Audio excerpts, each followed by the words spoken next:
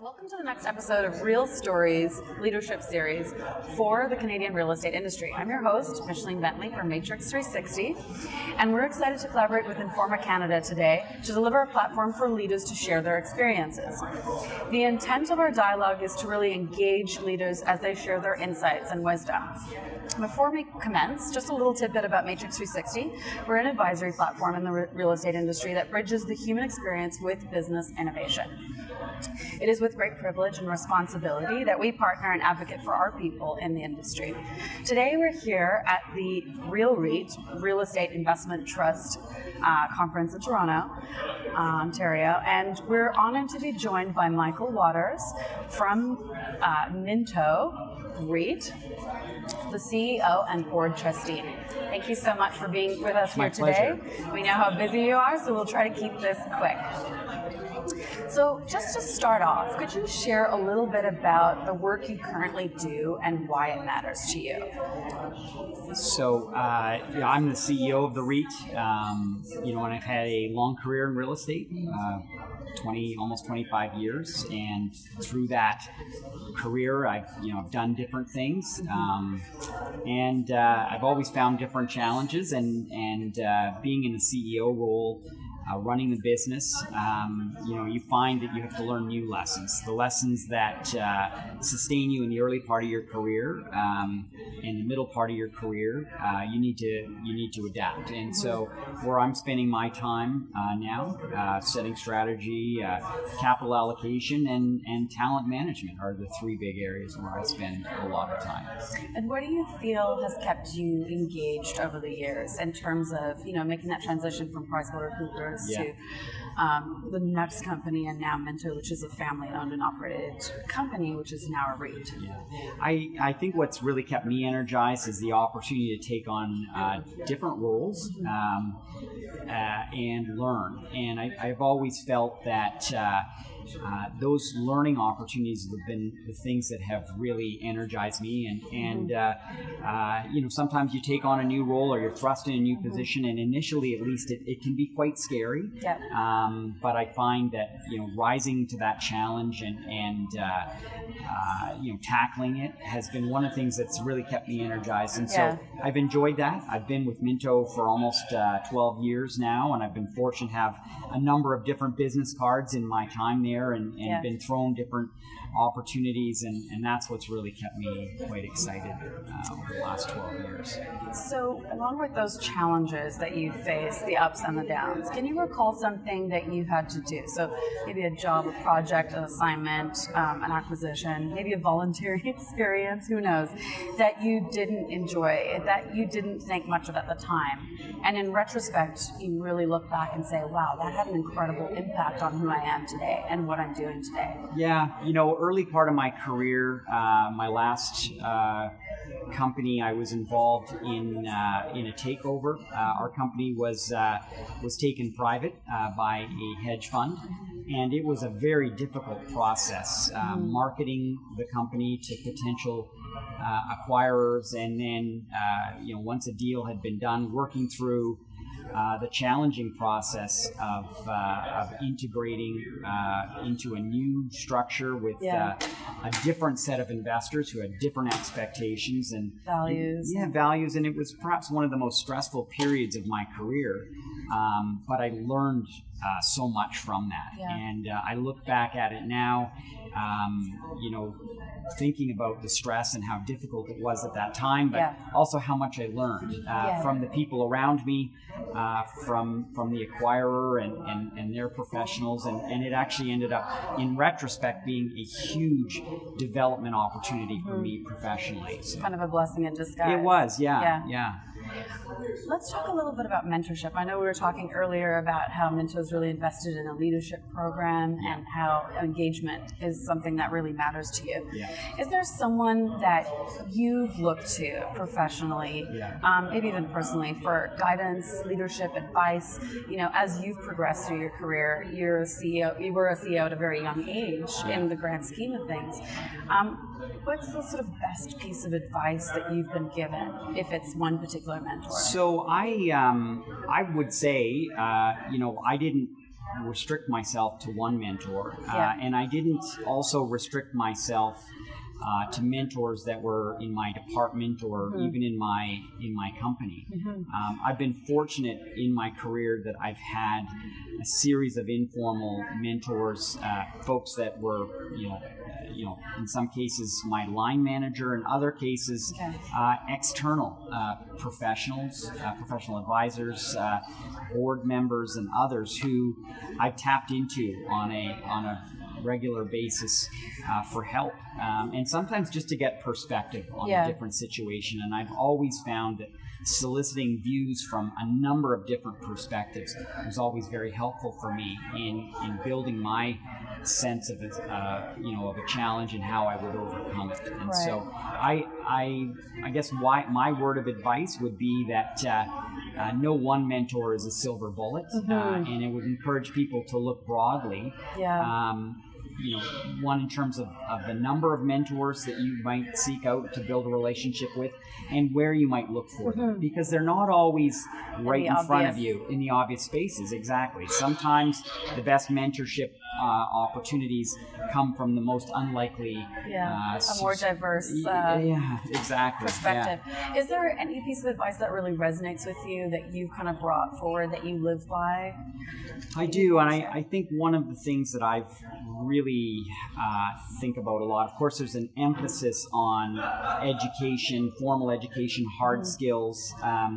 I think that for those who want to advance their careers and transcend from being a good executor to a leadership role, what becomes more and more important, and this is, you hear this a lot, is those soft skills, leadership skills.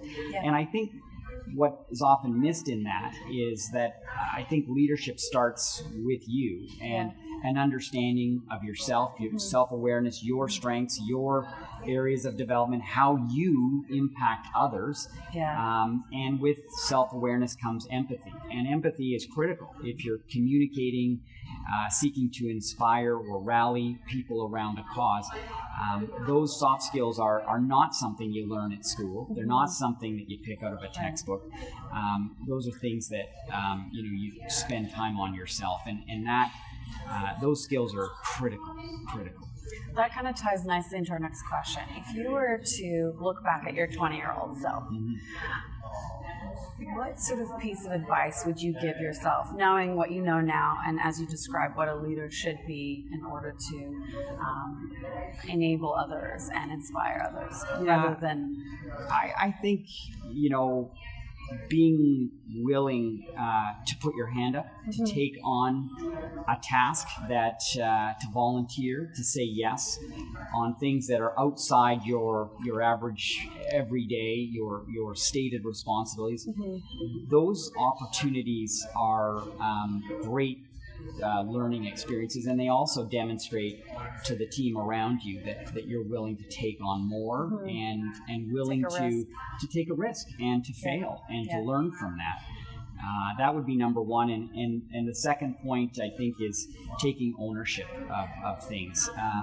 So many times we find people who they're just not going to take ownership or accountability, and that's not in my job description, or I don't need to do that, or they take a task to a certain point and are content to live with a less than ideal sort of result. And I see young professionals in our organization, others, and you can spot them, those that take that ownership and they take a task or responsibility to heart, and they're going to work it to its ultimate conclusion, as though it was theirs. And that's really what you like to see. And sometimes you'll see that in a 20-year-old, and sometimes you'll see a 40-year-old who just doesn't have it. And I think that's a big differentiator.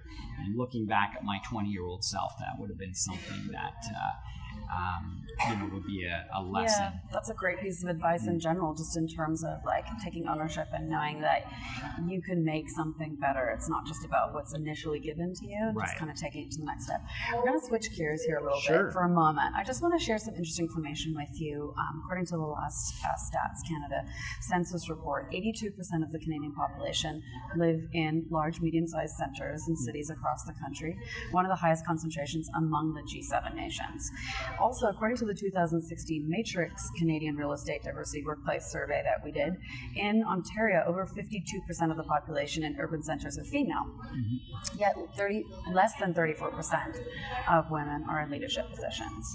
In Ontario, between 35 and 54% of the working population in urban centres identifies visible minorities.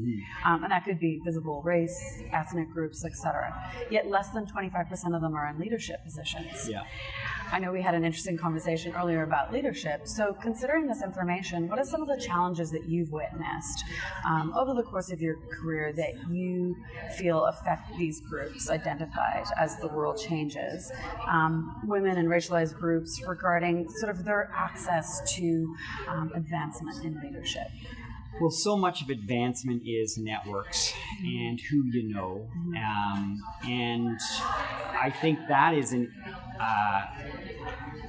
network is not something that can be created overnight. Those things typically take years to build, and trust and relationships come from spending a lot of time together. And I think that we'll see that, and we have seen it. It will continue to evolve and improve and change, but it will take time, and it will take a real conscious effort on the part of business leaders that are running organizations today to do the things that will create opportunities for people who may not have seen those opportunities in the past, to build networks and relationships. And I think it's important for role models as well to really be held up for people that are in those groups to see and say, hey, I can see myself in that. I can see myself in that seat one day because there's a role model for me. So, I obviously come from a position where I've not faced that myself directly, but I've certainly seen others, peers and friends who have faced that. And it's challenging. Then it's going to take a while to address, but from my perspective at least, I'm seeing an awareness and a consciousness at the leadership level that we need to continue to make change happen. So what course of action would you recommend to other leaders? You mentioned that it is going to take time. Sometimes we don't have the luxury of time because things are changing so quickly. Technology and younger generations, et cetera, and the working force that's aging. If you had to give one piece of advice to leaders, what would that be in terms of creating that engagement and awareness so that it's not waiting for time to elapse? I mean, one of the things that I've learned from some of the senior female professionals who are perhaps the most obvious diversity component, shall we say, has been that they want to be recognized not as the diversity candidate on your board or on your management team. They want to be recognized for their own strengths as people, as professionals, their experience.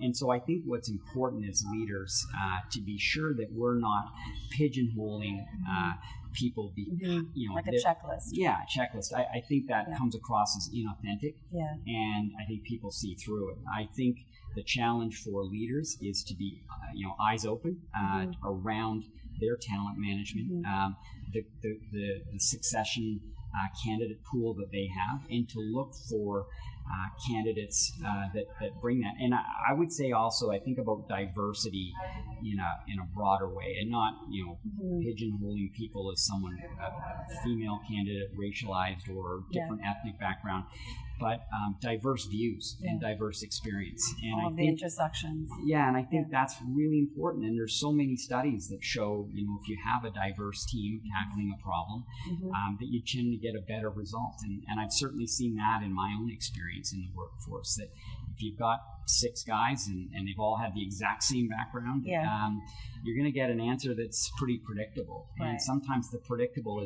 solution is not the best solution. Yeah, how can you be innovative with Exactly. that? So to reiterate, the Real Stories Leadership Series was really established to showcase the insight and wisdom of the real estate leaders. I just have one final question for you. What is one word you would use to capture the essence of who you are as a leader? You know, I'd like to say that I'd like to lead by example. I like to promote others around me. I'm not someone that necessarily seeks the limelight. I'm very fortunate that I'm surrounded by a super talented team, and I really see my job as promoting them. Creating situations where they can be successful, where we can bring out their skills and energy and creativity and leadership. I definitely don't subscribe to the hero leadership model.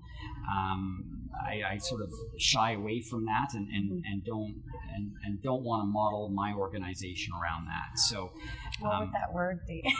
What would the word? I'm the trying one? to think, yeah. I don't know. I haven't coined that phrase, but when I do, I'll trademark it. And yeah, it's a good question. Well, thank you so much for taking the time, Michael. It's been my great pleasure to talk with us, and such an engaging conversation and so authentic. And on behalf of Matrix360 and Informa Canada, we thank you for taking the time to share your perspective with us today. And if you'd like to learn more about Matrix360 or Informa, please check out the website. Thanks so much. Cheers. Thank you. Thanks.